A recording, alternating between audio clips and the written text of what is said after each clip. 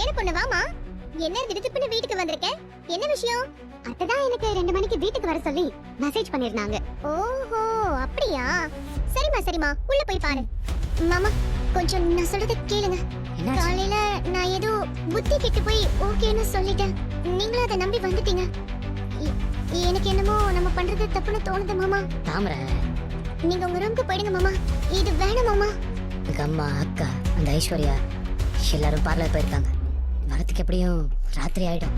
உங்க அம்மாவும் அப்பா ரூமுக்கு போயிட்டாங்க. அவங்க வரத்துக்கு டைம் ஆகும். எங்க அப்பாவும் பெரியப்பாவும் ஏதோ கட்சி கூட்டம் சொல்லி இது வெளியே போயிருக்காங்க. அவங்க வரும் சாயங்காலம் ஆயிடும்.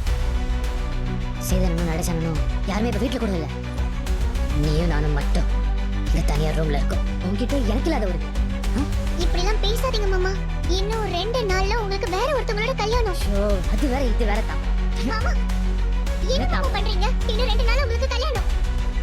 கல்யாணம் பண்ணிக்க போற பொண்ணை பத்தி கொஞ்சம் நினைச்சு பாருங்க மாமா. தாமரை, இந்த நேரத்துல அவளை எதுக்கு ஞாபகப்படுத்திட்டு இருக்க?